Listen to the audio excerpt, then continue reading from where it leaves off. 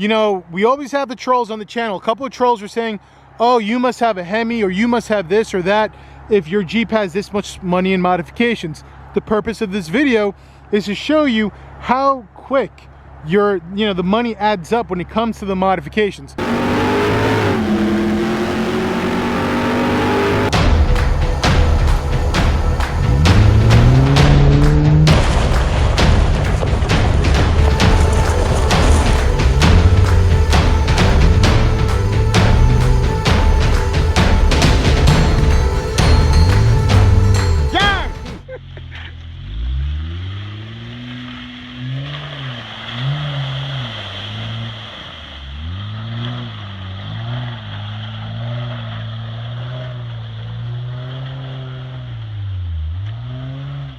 Good morning, guys, and welcome to the channel. Now, I know this is a video that has been long overdue.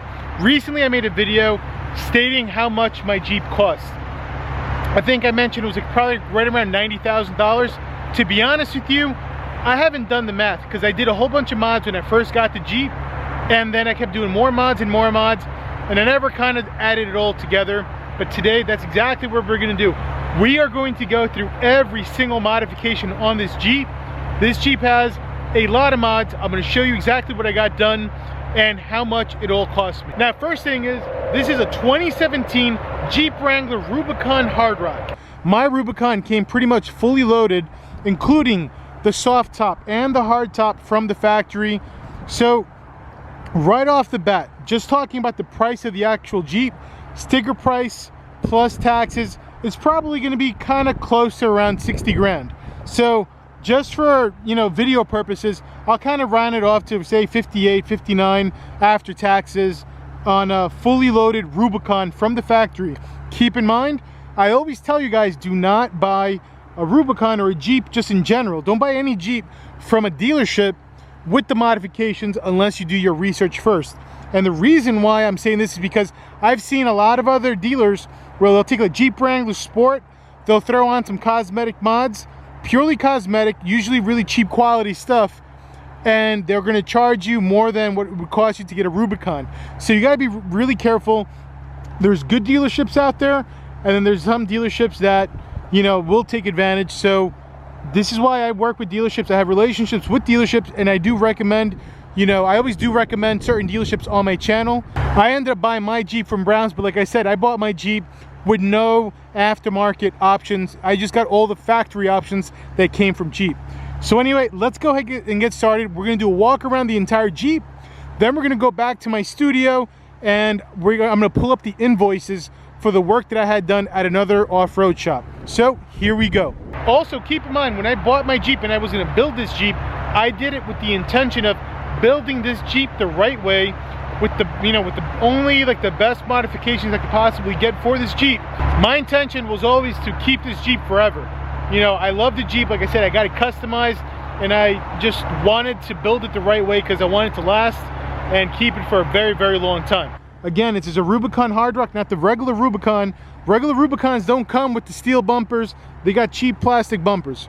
Rubicon Hard Rock also, not only does it have the steel bumpers, also comes with the cool looking hood on the top.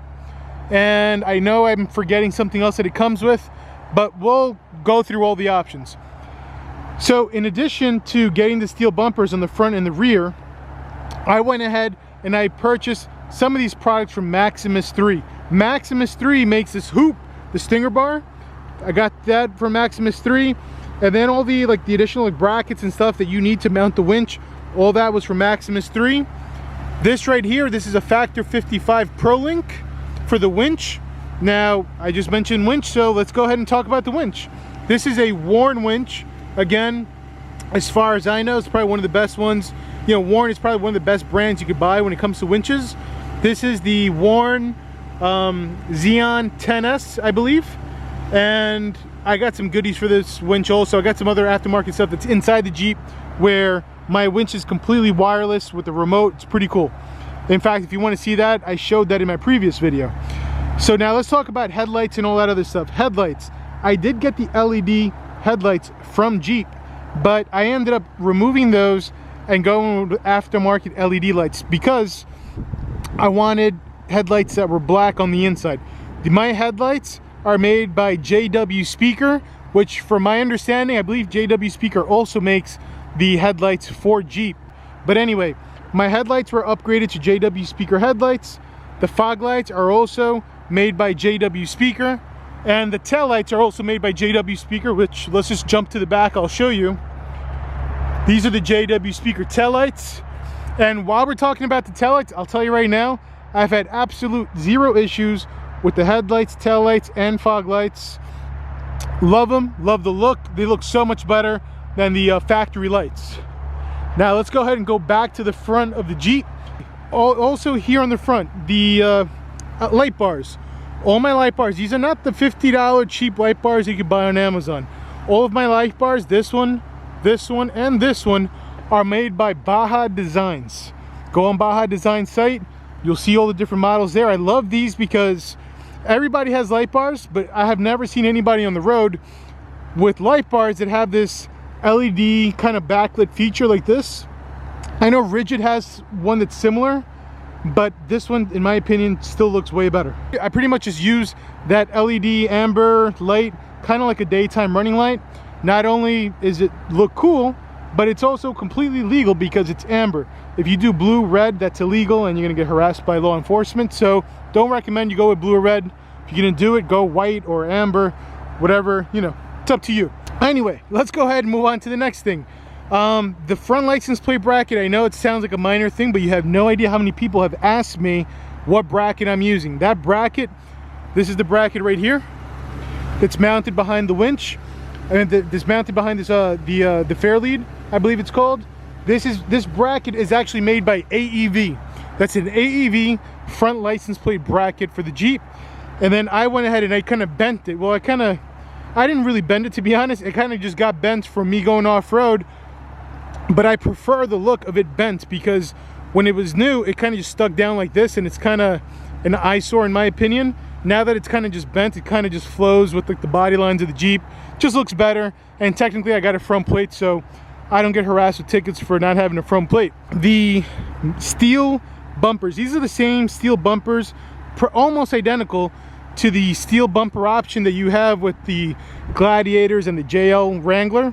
And that's why it was like such a cool thing for me to get the Rubicon Hard Rock, because like I said, the regular Rubicons had the cheap plastic looking bumpers, whereas Jeep decided that when they came out with the JL and the Gladiator, they were reusing the same design. It almost looks identical to the factory bumpers that come on the special edition, like the Hard Rock, Rubicon X, 10th anniversary Jeeps. They all had this similar kind of bumper. While we're over here on the front, let's go ahead and go underneath the Jeep, because some of the most expensive modifications on my Jeep are the ones that you really can't see. So suspension lift, I have a 3.5-inch lift made by AEV. As far as like road handling, because I do use my Jeep as a daily driver, road handling, the lift has been great, very comfortable ride. In addition to that, when I'm off-road, never really had any issues. I'm definitely a fan of this suspension lift. Now, one thing that I do have on the way, I haven't ordered it yet, but I want to replace the shocks that came with the AEV lift. It came with the Bilstein shocks. I want to replace it with the Falcon adjustable shocks, where you have like a soft, medium, and hard setting. That's what I'm going to upgrade to next. That's going to be an expensive modification, so as soon as I can do that, then we'll get to that upgrade. But in the meantime, like I said, the suspension with the Bilstein shocks that you see right there, it's been more than fine, and it's a nice, comfortable ride on the street, and it performs well off-road also. Underneath, you'll see that it says Dynatrac right there. On the front, that's not just a front diff cover that I installed. So the entire front axle housing on my Jeep has been replaced with one by Dynatrac. Dynatrac makes one called a Pro Rock 44. So with the way that works is the Pro Rock 44, it's basically the axle housing. So if you have a Rubicon, what you do is basically you're going to remove your axle and you're going to use all the internals. You get to reuse the factory lockers, and you can use the factory axle shafts and all that stuff and put it inside the Pro Rock 44 axle housing, which is a lot thicker and tougher than the factory one, so you're not bending an axle or, you know, hurting or breaking down when you're going off-road. So I basically ended up only reusing the factory lockers. I also upgraded the axle shafts on my Jeep to RCVs, and that's the, you might see that on the camera, it's kind of like a little bit orange, there's grease around it. So the orange right there, those are from the RCV axle shafts, and again, in my opinion, and as far as I know, that's probably one of the strongest ones you could buy for the Jeep. Never had a single issue with them, so very happy with them. And the reason why, guys, that I went ahead and I did all these upgrades is because my closest off-roading place to where I live is about 4 hours away. This is a little spot by where I live right now, but this is nothing major. When I really want to go off-road, it's about 4 hours away. I don't want to break down on the trails, so I really built the Jeep to kind of be able to kind of take a beating and make sure it could drive me back home. I'm also running 37-inch tires, and we're gonna get to that, so hold on, we'll get it to that. Let's kind of go in order, because there's a lot of mods. I really don't want to miss anything. Besides the front axle housing with the Pro Rock 44 and the RCVs, I also re-geared the Jeep. The Jeep was re-geared and has 488 gears to match with the 37-inch tires. My Jeep does not feel like it's slow. When I get on the gas, it moves. I could easily travel at 70 miles an hour on the highway, got no problems. Like I said, fuel efficiency isn't bad either, considering I'm running mud terrain tires, 37-inch mud terrain tires on a Jeep. And if you look in my older videos, I've made videos showing you what my gas mileage is like. But like I said, yes, so we did that. In addition to that, also underneath here, well, hopefully I can show it to you guys better from the side, but I replaced all of the skid plates. All the skid plates that come from the factory on the Rubicon, I replaced that and put thick steel skid plates all the way from the front to the back. And those are made by a company called Rock Hard. I think it's just called Rock Hard. And it's a Rock Hard steel skid plates. These are nice thick skid plates. So the whole underneath of my Jeep is protected. So when I'm off-roading and I'm, you know, banging around a little bit on a rock or here or there, I don't have to be too worried, because everything underneath the Jeep, transmission, everything's protected underneath the Jeep. In fact, I think if I go on this side, I can kind of show you that skid plate. Let's see. So this is it right here, guys. All this right here, it goes all the way to the back. And disregard, it's all wet because I was having a little fun before I came to this spot. The skid plate system that I got from them, like I said, I'm very happy with that too. Fit perfectly. And I went with steel just because it's stronger. I think they also have aluminum, but like I said, I'd rather have, this isn't a race car. I'm not worried about my, the skid plates being heavy. I'd rather them be heavy and protect my Jeep than getting the aluminum ones and not have the same strength. Okay, let's kind of go over here now to the sides. The fenders. These are steel fenders. These I've actually been on trails and kind of rubbed them up against a tree. I rub them up against a tree, not a big deal. If the powder coat kind of scrapes a little bit, I'm not too worried. I come home, kind of touch it up with a little spray paint or something like that. And if they get scraped up too much, well, also not a big deal. I just kind of rip them off, take them to my local powder coating shop, and get them repowder coated if I need to. But like I said, these are very strong skid plates. These are made of steel, not like the cheap plastic ones that come from the factory. What else am I forgetting here? I know we got more stuff in the front. Underneath the hood, everything underneath the hood is pretty much factory, except for like all the wiring for the light bars and that kind of thing. Let's go to the rear of the Jeep. And like I said, don't worry about it. We're gonna start going through the pricing First, actually, let me kind of flip the switch over here. Right here, actually, this is an S-Pod. This basically keeps all the wiring and everything nice and neat for the Jeep. In fact, let's go ahead and just turn on all the lights. I'll show those to you before we move on to the next thing. These lights in the back, I like to call these FU lights.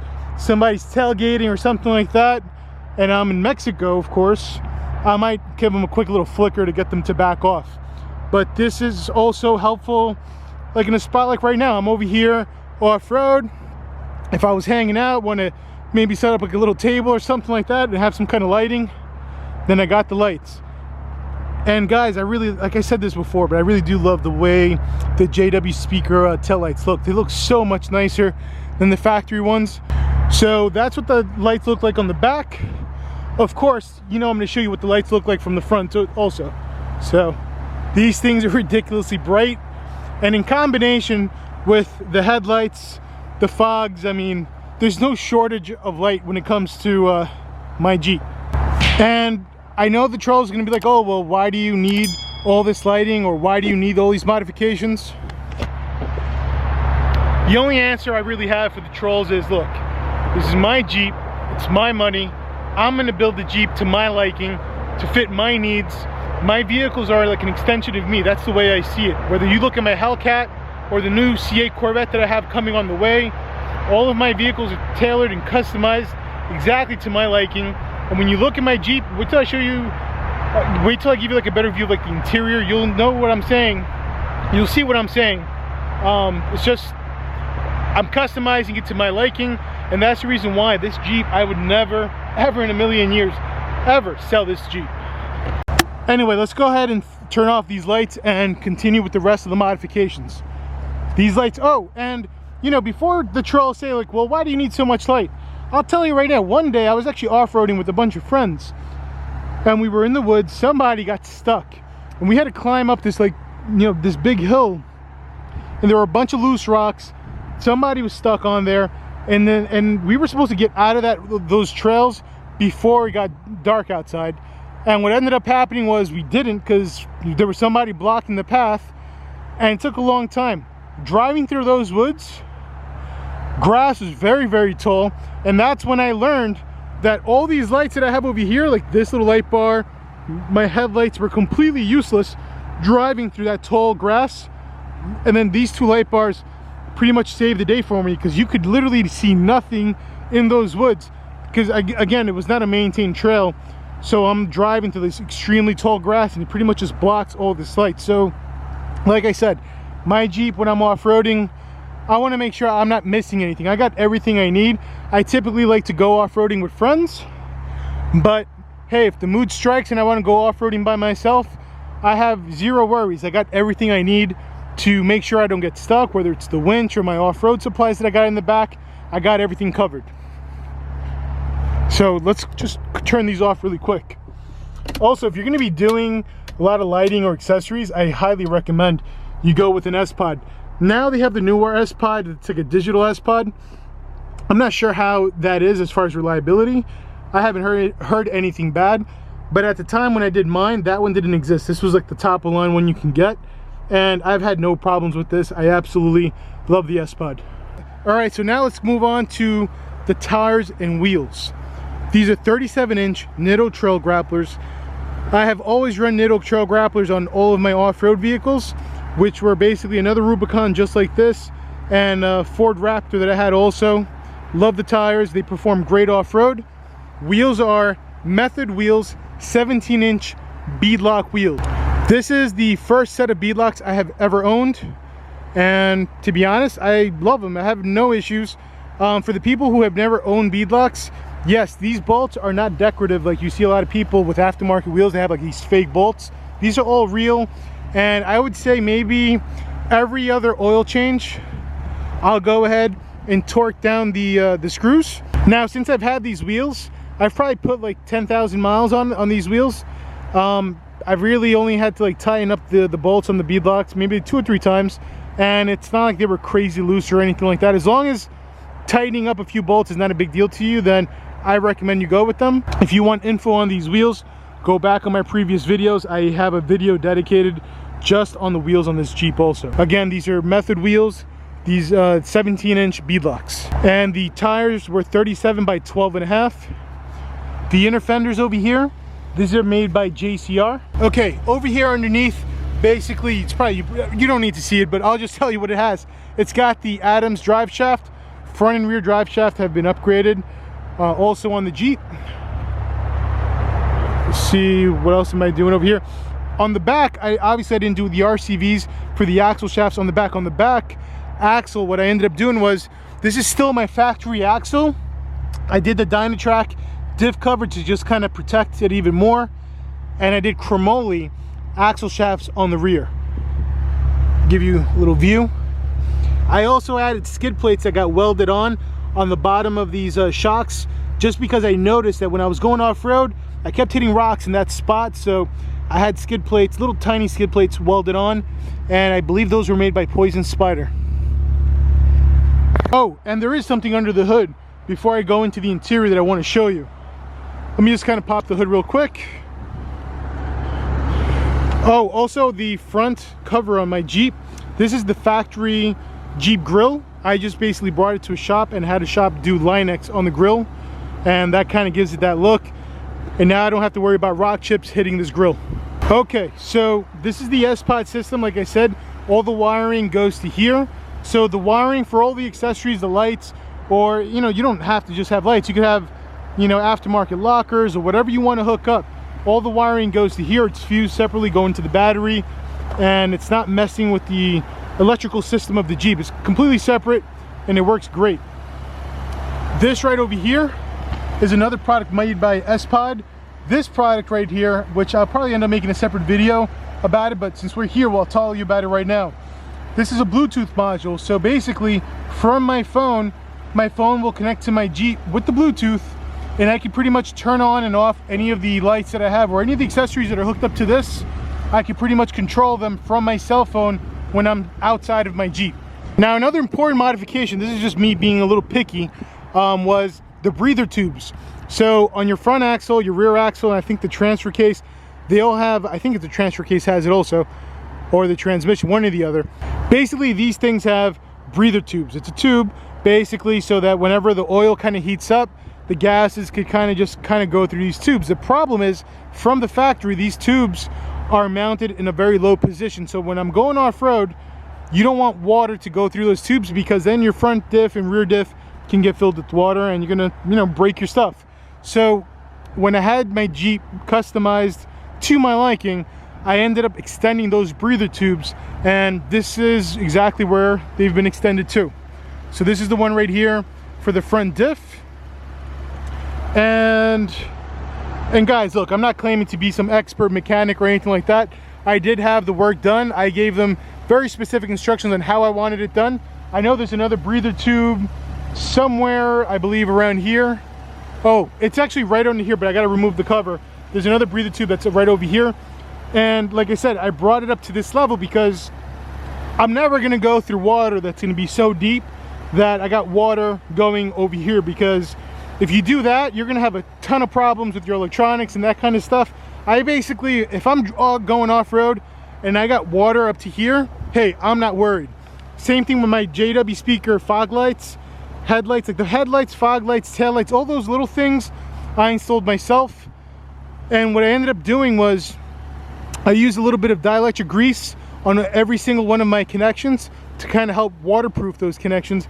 And I can tell you, I've been off-road with other people who installed their fog lights or headlights, and I don't know if they paid somebody to do it, but a lot of shops, when you pay them to do it, they don't take that extra care to put that grease on the connections to really kind of help make it more waterproof. And I've been off-road with people who have the same exact brand of light that I did, and one of their lights actually went out once it got submerged in the water. My lights, like I said, they've been in the water, completely submerged, and haven't had any issues, knock on wood. So what else do we have under the hood that I have to show you? Is that the S-Pod, the breather tubes that I had extended. You know, it's just like I told you guys, like I just put a lot of like thought, and I put a lot of thought into how I wanted my Jeep built. And this is the reason why I don't recommend that you buy Jeeps that come fully modded out from dealerships, because I see a lot of dealerships that do it, and when they do it, what they end up doing is they're modding out like a Jeep Wrangler Sport, then they add on like 20 grand in modifications, and it's purely cosmetic modifications. I've never seen a dealership that will, you know, replace the axle housing, replace the axle shafts, and do it the right way so that your Jeep can take a beating. Guys, sorry about the wind noise, but I forgot another modification on the Jeep that I actually have that is also not a cheap modification, and that was the brakes. I found that with the 37-inch tires that I'm running on the factory brakes sucked, and on a few occasions when I was running them, I had people stop short in front of me, cut me off, and I almost came very close to rear-ending some people, so I had to upgrade the brakes. I ended up going with the big brake upgrade kit from TerraFlex. that upgrades the front and the rear brakes on the Jeep, so just want to throw that in there. Now look, I'll be honest, some of my mods, maybe some people think they're a little bit excessive, and if you weren't planning on keeping the Jeep, let's just say if I was going to keep this Jeep for 2 or 3 years and then I was going to trade it in and sell it, then definitely do not recommend that you mod your Jeep the way I modded mine. And the reason for that is because I've been noticing even people with the Gladiator, sorry to kind of go off topic, but I feel like it's important, want to kind of just throw it out there.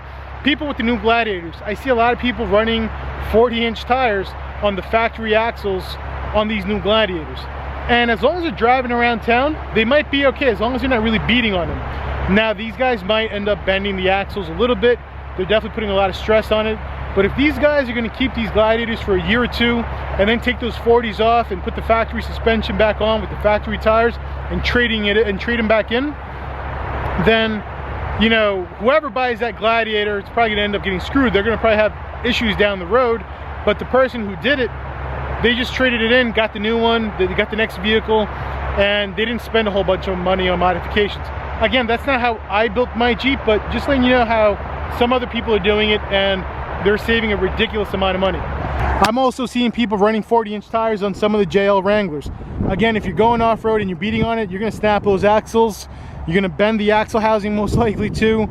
But if you're the kind of guy where you have like a mall crawl, you just like the look, you're driving around town, that kind of thing, maybe some very light off-road, and you're only going to keep the Jeep for a short time, then technically you could put it all back to factory and trade it in, get your next vehicle. And you know, I just feel bad for the next guy that's gonna get that vehicle. But anyway, let's just bring down this hood and go through the rest of these mods before it gets dark outside. Also, I had somebody in the comment section of one of my other videos make like a remark saying like, oh, you shouldn't show your license plates because someone can steal your vehicles. You gotta understand, guys, not everybody knows what I do for a living. I mean, I think when I was like 20 years old, I applied to get into the FBI because I just love security, I love guns, I love all that stuff. And I ended up not working for the FBI, but I ended up going into the security field and working on Wall Street for a very long time. And I got a ton of security certifications and security background. So just imagine what my house is like when it comes to cameras and surveillance. There's cameras going around the entire property to the point where I'm already familiar with the bird and the squirrel that comes every morning at the same exact time. Like I know the routine because my phone goes off every time. Not to mention the fact that I work from home. And I mean, I love my vehicles, and you know, I'm not trying to be a tough guy or anything like that, but I'm not a rich guy, so for me to be able to build a Jeep like this, or to have the Hellcat or the Vet that I have on the way, I really had to work really hard to be able to get these things. And it's not like I own my own business or anything like that. I have to work for somebody else.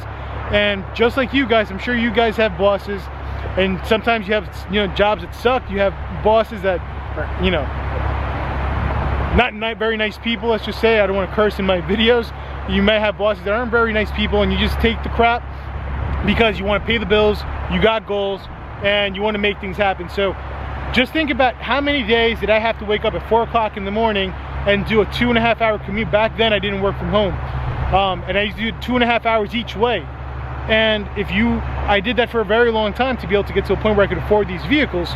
So if you honestly think that I'm gonna let somebody come to my house and vandalize or try and steal my vehicle and that they're not gonna get shot, I mean, you're absolutely crazy, because I did not wake up at 4 o'clock in the morning and travel 5 hours a day for many, many years to be able to get to this point. Just let somebody come and take my stuff. You better believe a war is gonna go down. And you know, guys, it's not like I had any, like, you know, little shortcuts that I was able to take to make the money that I have.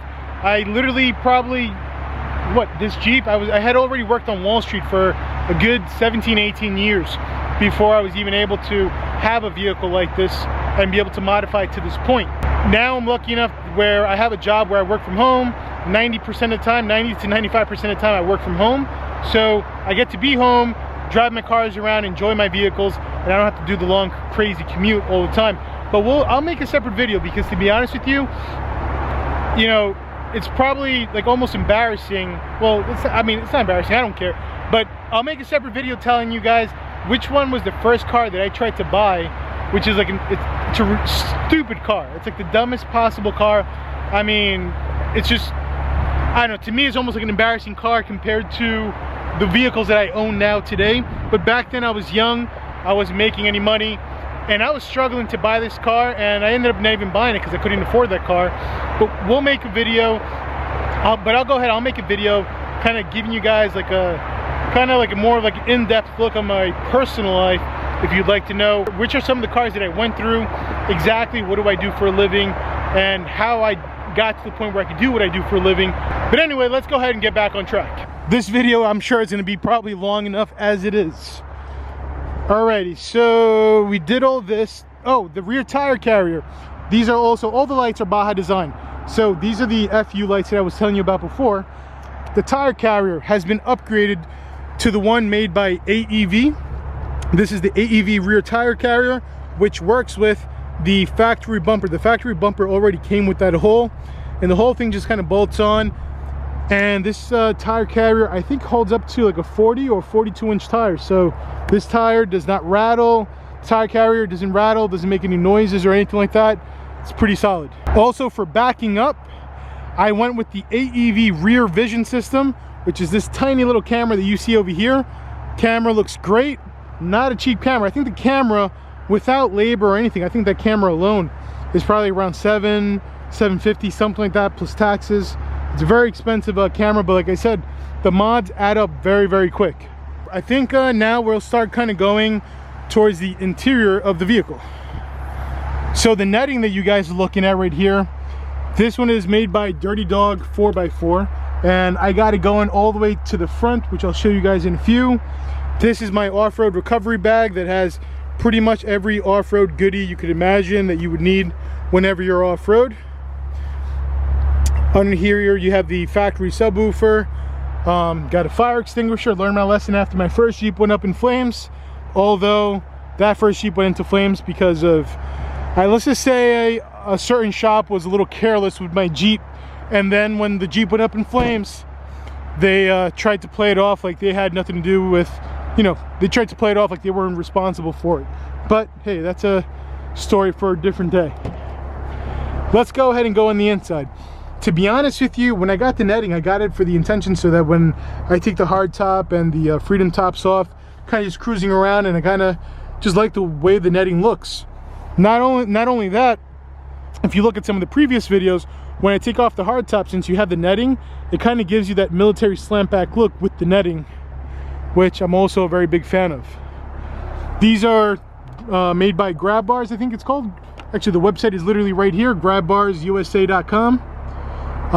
Thick steel grab bars. I mean, I can literally shake the whole Jeep. This is not gonna, I'm a big guy, and it's been holding me getting in and out of the Jeep for a while. Absolutely love the product. It's a very simple product, but it just works. Now, the obvious big modification inside my Jeep is the custom leather. All this custom leather that you see right here is by Catskin. Catskin makes the leather. Catskin is also the company, from my understanding, that makes the leather, the factory leather on your Jeeps. Now, if you want to buy an even better quality leather than the Catskin leather, you could go for another company. I think their name is Alea, something like that. But I went with the Catskin, and to be honest, the price difference wasn't big. But I went with the Catskin because I feel like the leather is just a harder leather. I did not want a very soft leather, like the kind of leather that I have in my Hellcat. That's cool for the Hellcat, but in my Jeep is pretty big, so everybody that has to get in and out of my Jeep has to jump in and out of the vehicle. And with all the jumping in and out, and when you're kind of going off-road, I felt like if I had a very soft leather like the one I have in my Hellcat, basically the leather's going to tear up. This one's been holding up great, no issues. Now, Catskin does not make any of this. All this other stuff that you see with the center console and on the sides, this is all done, all custom stuff that I had done. This is the S-Pod system that I showed you before that I had. That's the 6-button S-Pod. Let's kind of jump in and show you the rest of the stuff and kind of warm myself up also. This is a carbon fiber steering wheel that I actually installed this myself. Pretty simple install. If I did it, you could definitely do it. My cell phone holder, made by 67 Design, very good product. I want to get, there's a bar that you can install that kind of just goes across the entire inside of the windshield, and then there's like some kind of bracket, so you could use these brackets on that bar. That's the next thing that I want to get, because I want to have something for my phone and maybe something for a tablet. In addition to the carbon fiber steering wheel, all these carbon fiber interior pieces, this stuff wasn't too expensive. The carbon fiber steering wheel, that's obviously more expensive. This is real carbon fiber. But all these pieces I pretty much installed myself also. And of course all the matching custom leather in the rear of the Jeep also. Trying to think if I'm missing something else. I'm sure I'm missing something else. I did the LED light upgrades also on the interior. Much brighter than the factory LED lights. Absolute zero issues with these. And I don't know, guys, I think that might be it for the mods. I don't know, I think I pretty much just listed almost every modification. Now all these mods, like I said, the little things like the headlights, fog lights, tail lights, I installed those things myself. The steering wheel, I did that myself. But doing the gearing, I obviously paid somebody to do that. And when they did the gearing, they did all the other stuff. They ran the wiring for the light bars. They did the axle shafts, the RCVs, all that stuff. I paid a shop to do the work. Because to be honest, I'm very lucky to have awesome subscribers. We have over 40,000 subscribers, so it actually pays me to just go and have a shop, do the work. I can film a few videos and basically make that money back. Whatever I spent on labor, I've already made it back. You know, I've already made it back, plus made a profit from that. So I'm not worried about paying a good, reputable shop that's going to do the work correctly the first. Give you guys a quick little view. I got all the light bars and headlights and fog lights turned on right now, and you can see at nighttime it pretty much just lights up everything. Hopefully it shows that on camera. Everything's just pretty much crystal clear. Not sure if the camera can pick it up. Here you can probably notice it a lot better. I just noticed somebody has like a bicycle hidden behind that thing. It's kind of a shady place to be, you know, if you're by yourself, so definitely wouldn't recommend hanging out in a place like this unless you have a little backup, let's just say. Anyway, all right, I'll see you guys again when we're in my office and we could finally go through those details on the pricing. So I'm still driving, I'm not home yet, but I wanted to also bring this up while I'm driving back home. So I've also seen a lot of comments from people saying, oh, how'd you spend almost 90 grand if you don't have a V8? You know, you're full of crap, you know, you're lying, blah, blah, blah, blah, blah. So I'm guessing a lot of these people that are saying this nonsense, they probably either don't own a fully loaded Jeep, or maybe they bought a Jeep Wrangler Sport or something like that, but I have a feeling they don't know what a Rubicon, especially like a special edition Rubicon, costs fully loaded, which, like I said multiple times in my video, it's around 58 grand, 59 grand, whatever.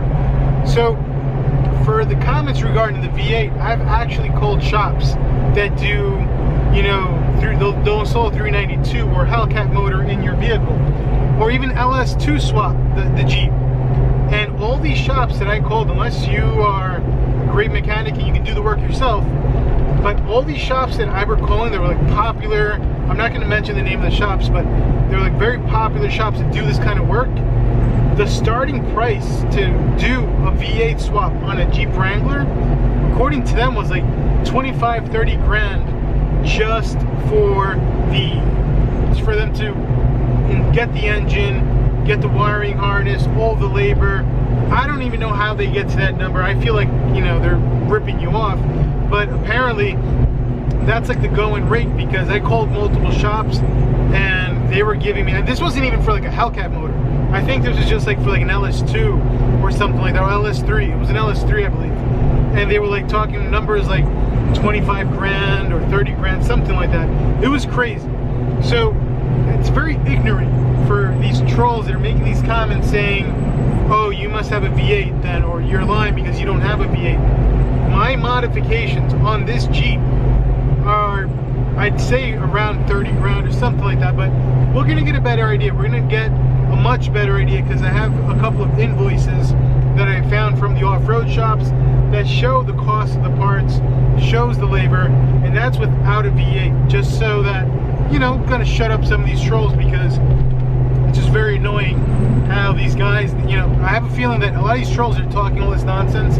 Like I said, they don't know how much it really costs to, you know, do the lift, and the Pro Rock 44, RCVs, chromoly rear axle shafts, front and rear drive shaft replacement, skid plate system, like all the mods that I basically just went through, that alone could probably come close to around 30 grand. But like I said, I'll see you guys in the office and we're gonna check out these invoices together.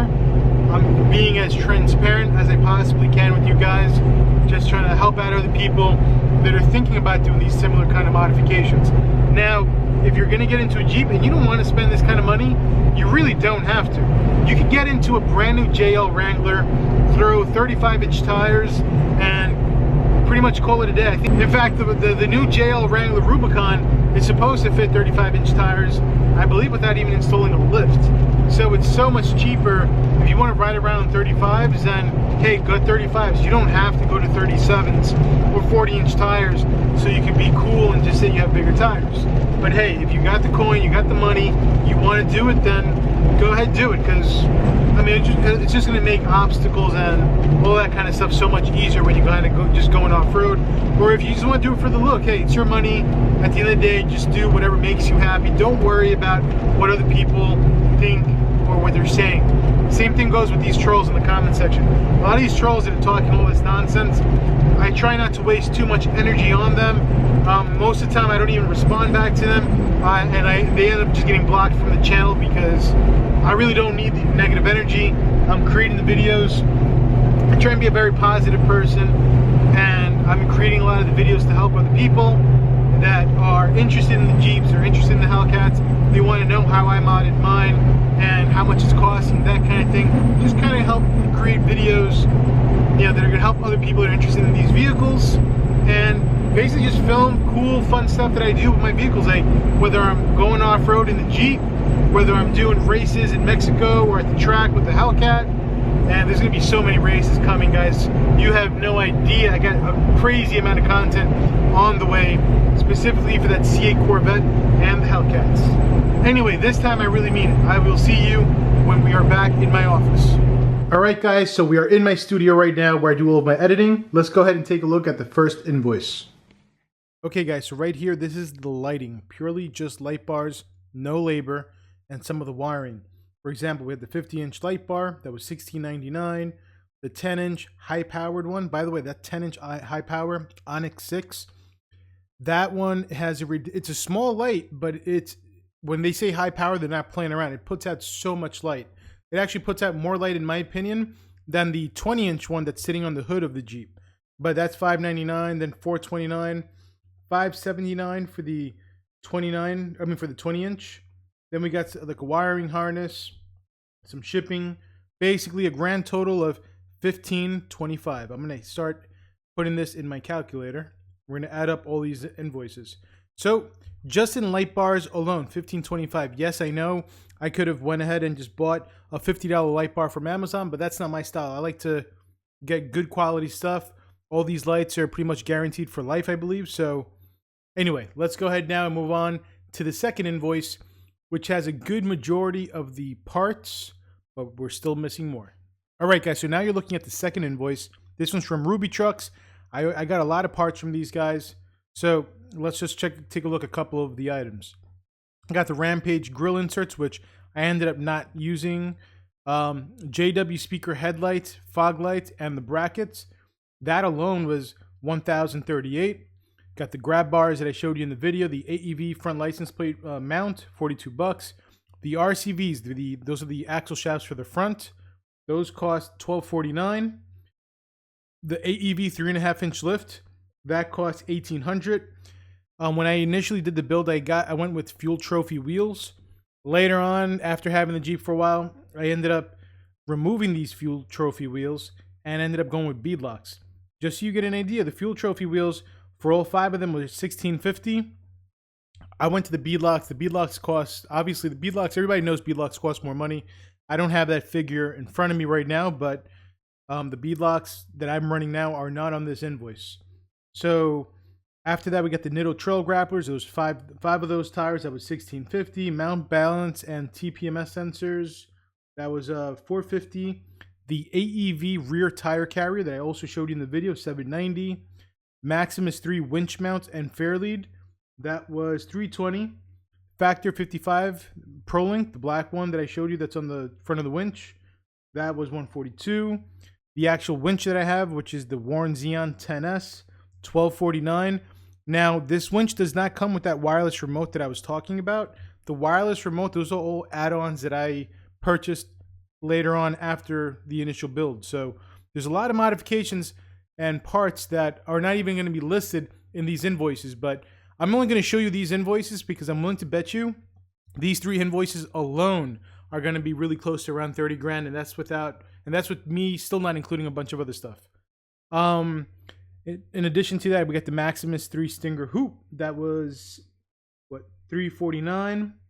AEV rear vision system, which is the backup camera. This backup camera, I know it's expensive, it's $680, but the reason why it's so pricey, it basically works like a factory item. This one basically ties into the factory nav, and as soon as I put the car in reverse, it just comes on as if it would have came like that from the factory. I know that now the new Jeeps come with the backup camera. I believe it's a law now, so for people that were buying the JKs, you had to spend some money if you wanted to be something good. The Dynatrac Pro Rock 44 housing, 1959, and the fenders, the JCR off-road front and rear fenders, the mid-width, the steel ones that I showed you, powder coated in black, 1577. That brings you to a grand total of 15,350. So I'm going to go ahead and add that now to the 1525 for the light bars. So let's see how much we're up to so far. I still got one more invoice to show you guys. All right, so now we're up to 16,875 with this invoice and the one from the light bar. Now let's go to the last invoice. This invoice is actually the invoice from the shop that did the labor. In addition to the labor, they actually also sold me some parts. I'll get into that right now. Let's switch to the other invoice. Okay, guys, so remember how I told you the Pro Rock 44 is basically the axle housing. You still have to transfer the factory lockers, and people that don't buy front axle shafts, they would normally transfer those also to the Pro Rock 44. So this shop had to charge me, obviously, labor for transferring the lockers and then installing the RCVs on the Pro Rock 44, which is that first item that you're going to see on the top that goes for $23.74. And this one, there's a lot of line items. I'm not going to read every single one. Hopefully you guys can see it, and you can basically just get the point. But the labor for doing that, for doing the gears, they re-geared my Jeep to 488 gears. They also not only re-geared it, but they supplied the parts for the gearing also, I believe. They also supplied the parts for the chromoly rear axle shafts. They also supplied the parts for the front and rear drive shaft. And in the video, I think I said Adams, and I was wrong. It was Tom Wood's front and rear drive shaft. I had a feeling I was wrong on that one. Oils and all that kind of stuff. Then they installed basically all the parts that you saw in the previous invoice. These were the guys that did all those installations. There were some other parts that they included in there. Grand total for all the labor, the re-gearing, and all those other parts that I just mentioned, the drive shafts, front and rear, and the gearing, the labor for the gearing, the parts of the gearing, like all that stuff. This all adds up, and people don't realize how fast it adds up. So we're going to add the 11,603 to the previous balance of 16,875, which brings us to a grand total of, drum roll please, 28,478. And in this balance, I'll tell you a few things that are not included. The custom leather on my Jeep, that's not included in this pricing. I told you the custom leather is probably going to be close to $1,800, $1,900, somewhere in that ballpark. The big brake upgrade kit from TerraFlex on the Jeep, that's an extremely important modification. It's more of a safety thing, and those brakes work great. That, you know, that's also not a cheap part, but like I said, we got the brakes, we got the carbon fiber steering wheel, the leather, the wireless remote for the winch. I mean, that wasn't anything too crazy, but basically, I mean, just with the leather alone, it's already putting me at over $30,000. So basically, in modifications, my Jeep does have over $30,000 in modifications. And for all the trolls that were out there saying, oh, it's impossible because you would have a Hemi. Well, no, because I have spoken to shops that do this work, and I've seen what a Jeep costs when you're going to do a Hemi, and then you're going to basically go ahead and you're gonna build out the Jeep with a nice big lift, good quality lift, and all that kind of stuff, you could probably easily be at like $130,000, $140,000 at least. That's the kind of pricing you're looking at, basically. All right, I gotta say, I'm pretty sure this is the longest video I've ever made on my YouTube channel, and I got one question for you. Did you actually watch this video completely until the end? If you did, I want you to comment below. I want to know who you are. I want to know who are like my real Team JMC subscribers. They're watching my videos to the end. And guys, look, I understand everybody's got a life. Everybody's got things to do. Maybe you're busy. Maybe you're gonna watch the video to the end on another day or something or whatever. But you know what? If you could do one favor, even if you got other stuff to do and you have to go attend to that stuff, hey, just let the video play out to the end. You know, so they let the ads play. Don't skip the ads. It really does help support the channel a lot. And of course, always give these videos a thumbs up. Like I said before, comment below. Let me know if you actually watch the video to the end. And now the only next logical step, now that we all know how much I spent on my Rubicon, which I love my Rubicon, now that we all know how much money I spent, the only next logical step is we need to schedule an off-road trip so I can go beat on my $90,000 Jeep, because apparently so many people were so upset when I made that last video titled burying my $90,000 Jeep in the sand. People were like, oh, everybody was freaking out. No, your Jeep doesn't cost $90, you're a liar, blah, blah, blah, blah, blah. A whole bunch of stuff. But you know what? That video pulled in a whole bunch of views. And it really, like I said, it does help the channel a lot. Why did this light just turn off? Anyway, guys, I want to thank you all for watching. I want to give an extra thank you to the guys that made it to the end. Like I said, please don't skip those ads. And if you haven't subscribed to my channel already, make sure you hit that subscribe button. Click the bell icon so you can sign up for notifications. Like I said, guys, we're in the Rubicon.